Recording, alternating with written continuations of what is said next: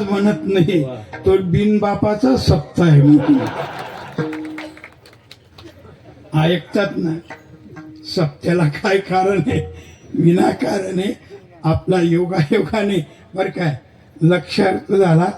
पण मायबापांनो, या ठिकाणी पूर्वजांनी हा विचार केलेला आणि त्या विचारानुसार हा सोहळा पुन्हा महाशिवरात्रीचा पर्व काळ आहे. आणि आज बरं काय आदिशक्ती ब्रह्मचितकला यांचा यात्रा उत्सव आहे मुक्ताईनगरला.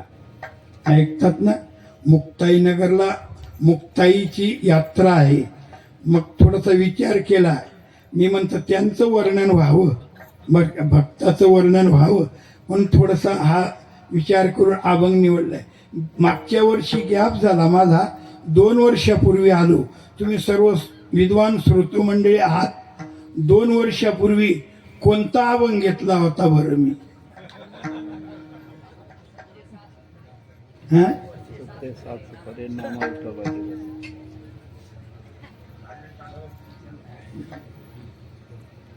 2 वर्षापूर्वी मी अभंग घेतला होता. तुम्ही ना बगलातून काढला असं समजू नका. 2 वर्षापूर्वी अभंग घेतला होता येऊनी वर हाडणी, आणि त्याच्यानंतर अगोदर घेतला होता मग ते सत्य साच घालून लोटांगण, त्याच्या आधी घेतली होती ते पण 2 वर्षापूर्वी बरं काय आम्ही बरोबर ध्यानात ठेवतो. हा आणि तुम्ही बी ध्यानात ठेवलं तर आमची बी पंचायत पडत जाईल. तुमचं ध्यानात न राहणं आमचं भाग्य समजा. ऐका जरा, मी तर माझी वैयक्तिक राजा हरिश्चंद्र भगवान समोर खोटं बोलणार नाही. ते स्वप्नात खोटं बोलले नाहीत, आपण नारदाच्या गादीवर बोलावं का? आम्ही इतर ठिकाणी ठोकतो मग थोडं, पण आज तरी सांगतोय जिथं कार्यक्रम झाला तिथं मी नोंद करून ठेवतो. बरं का, माझी पहिल्यापासून पद्धती नोंद करून ठेवतो. लोकांच्या लक्षात बी आणून देतो कोणतं कसं काय असो. तर मुक्ताईंचा बी आज यात्रा आहे, सोहळा आहे म्हणून थोडासा हा नाथ महाराजांचा अभंग निवडला. मला थोडीशी चिंतन, तुम्ही विद्वान बुद्धिवान आहात पण थोडा आगाऊपणा करत जाईन थोडा. ऐका जरा, नाथ महाराज या अभंगामध्ये उदारत्व, श्रेष्ठत्व, गुरुत्व, त्याचं महत्व आणि सामर्थ्य अशी 5 लक्षणं सांगतात. ऐकलेत ना? मग नाथ महाराजांनी या अभंगामध्ये प्रामुख्याने ज्ञानोबारायचं वर्णन केलेलं आहे, भक्तांचं वर्णन केलेलं आहे. ऐका जरा, तुम्ही म्हणलं ज्ञानोबारायचं वर्णन केलेलं आहे, तुम्ही दिवसा चांदण्या दाखवता का? ज्ञानोबारायचं नाव नाही, काही उल्लेख नाही, आणि ज्ञानोबारायचं वर्णन कसं म्हणतात तुम्ही, कसं सांगतात असं कोणी विचारवंत म्हणतील तर.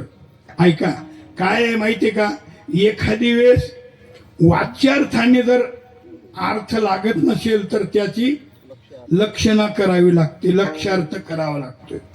वाच्यार्थाने जर अर्थ जुळत नसेल लक्षणा करावी लागते. काही काही वाच्यार्थाने मी घोळ होतोय. मी आता पंढरपूरला माग मोठा कार्यक्रम झाला, माझं तिथं काल्याचं कीर्तन होतं. काल्याचं कीर्तन झालं आणि त्या लोकांनी, वाणी समाज त्यांच्या धर्मशाळेत कार्यक्रम होता, त्या लोकांनी ज्या महिला मंडळींनी सेवा केली त्यांना साड्या पातळ आणले होते. बरं काय, मग मी त्यांचं कौतुक केलं, वर्णन केलं. बसलो आम्ही जेवायला बसलो. एक वाढणार तेच ते वाढायला यायचा. मी त्याला म्हटलं इकडे, अरे पातळ पाहिजे म्हणतो. त्याने ते भांड ठेवून दिलं. वरती गेला तो, वरती गेला म्हणे महाराजांनी पातळ मागितलं म्हणे.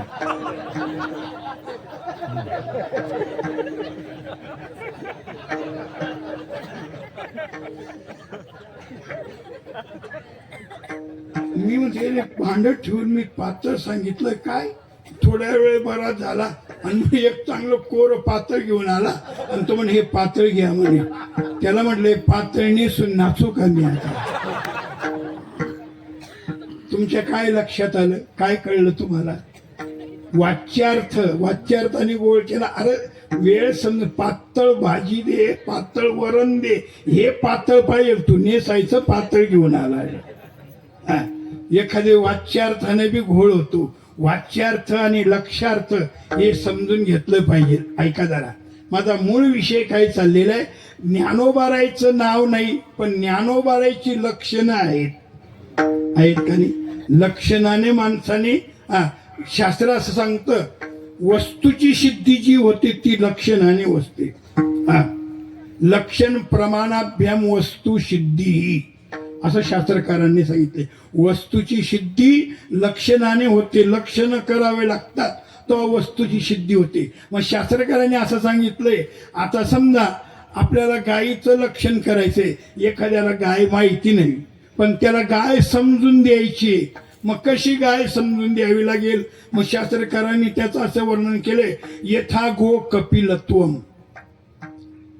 पण लक्षण करताना हे 3 दोष नको पाहिजे. 3 दोषाने रहित लक्षण झालं पाहिजे. अव्याप्ती, अतिव्याप्ती, असंभव.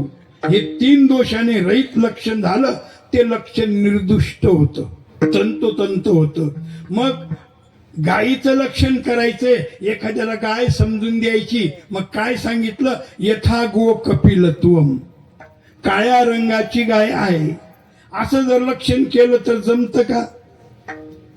ते गायी काळ्या रंगाचे असतात, काही तांबड्या बी असतात, काही पांढऱ्या बी असतात. इकडे बी लक्षण जातं ना. अव्याप्ती नावाचा दोष या ठिकाणी निर्माण झाला. हे लक्षण बसलं नाही म्हणे, मग आता दुसरं लक्षण करायचं, यथा गो शृंगित्वम. ज्या गायीला शिंग आहे ती गाय.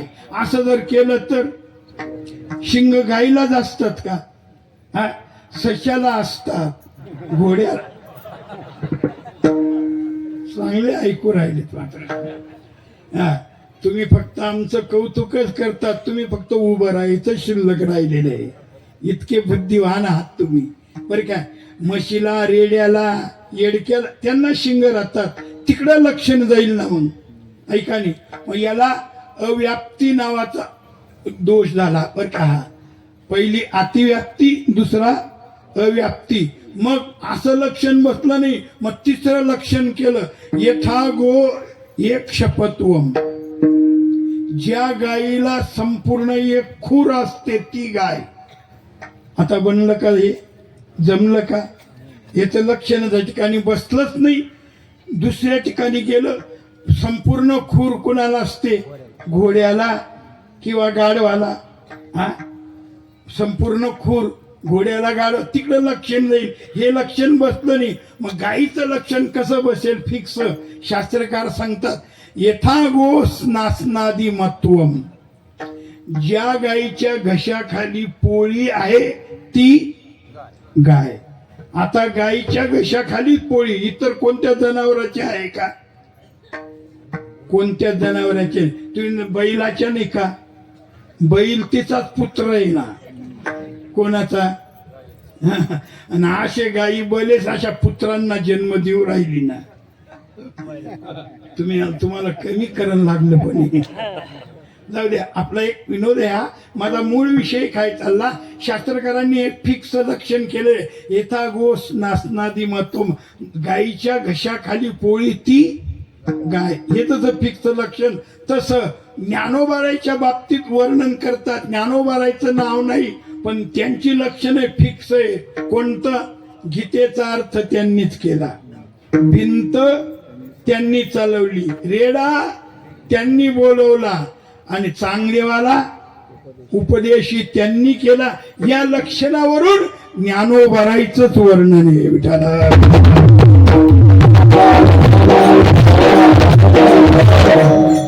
ज्ञानोबाराय सारखे जे भक्त आहेत ना, ते उदार आहेत म्हणे.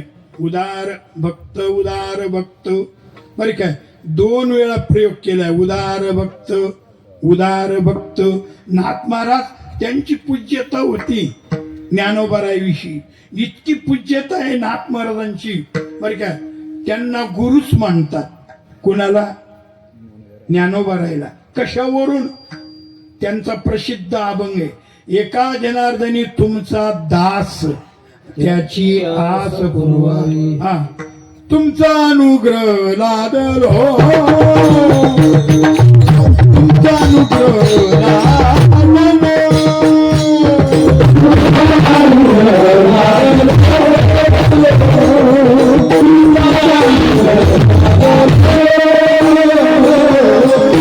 तुमचा जनार्दनी